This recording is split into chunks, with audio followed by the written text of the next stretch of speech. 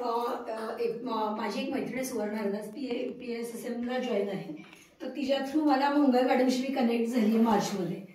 आणि ओंकार साधनेचा मी कोर्स केला. म्हणजे मॅडम दुसऱ्या नीता गुजर मॅडम घेतात, पण या मॅडम केव्हा तरी यायच्या, पण त्यांच्या बोलण्याने मी एवढी भारावून गेले की मी तो जॉईन केला. आणि कंटिन्युअस म्हणजे मार्च एप्रिल हे 2 महिने मी कंटिन्युअस मॅडमचे जे काही कोर्सेस आहे त्याच्याशी कनेक्ट झाले.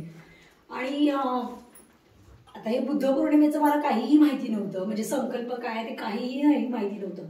पण मॅडमच्यामुळे त्या जे गाईड करतायत त्याच्यामुळे मला गोष्टी कळायला लागल्या. आणि काही इतक्या अनएक्सपेक्टेड गोष्टी घरामध्ये म्हणजे परिवारामध्ये लोकांमध्ये माझ्या जवळच्या सगळ्यामध्ये इतके चेंजेस, मी स्वतःही खूप चेंज झाले.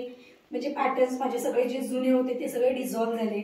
आणि आता ॲक्च्युली JTTP30 हा कोर्स मी सुरू केला आणि अवनी मॅडमचे मी केले. तर मला असं इच्छा झाली की त्यांना मला भेटायचं आहे.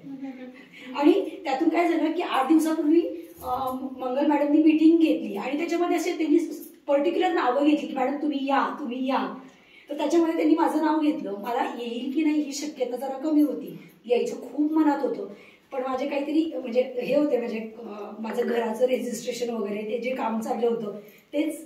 आणि ते एकदम खूप ड्रास्टिक हे होत्या गोष्टी की अनएक्सपेक्टेड गोष्टी माझ्या आयुष्यामध्ये ह्या 2-3 महिन्यामध्ये घडल्या. आणि ते रजिस्ट्रेशनचं काम चालू होतं आणि ते टेन्शन की अरे गुरुवारी जर झालं मला यायचंय. पण एक मन म्हणत होतं की नाही होईल, त्या आधीच होईल. आणि ते माझं काम मंगळवारीच झालं. आणि मॅडमला मी फोन करून सांगितलं की मी येतेय.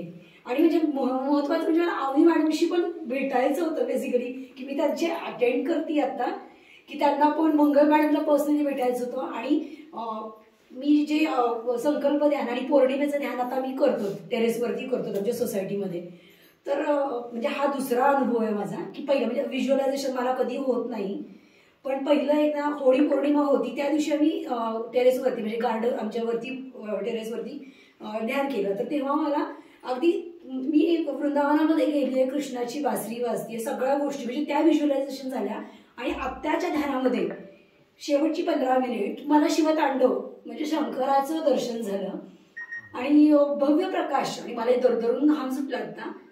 आणि कशाला कोरड पडली होती, पण वाऱ्याची एक झुळूक आली आणि खरंच म्हणजे एकदम शांत वाटलं मला. म्हणजे हा एक अनुभव होता. म्हणजे मला व्हिज्युअलायझेशन होत नाही कधी, पण ही सेकंड टाइम झालं म्हणजे पौर्णिमेच्या वेळेचं.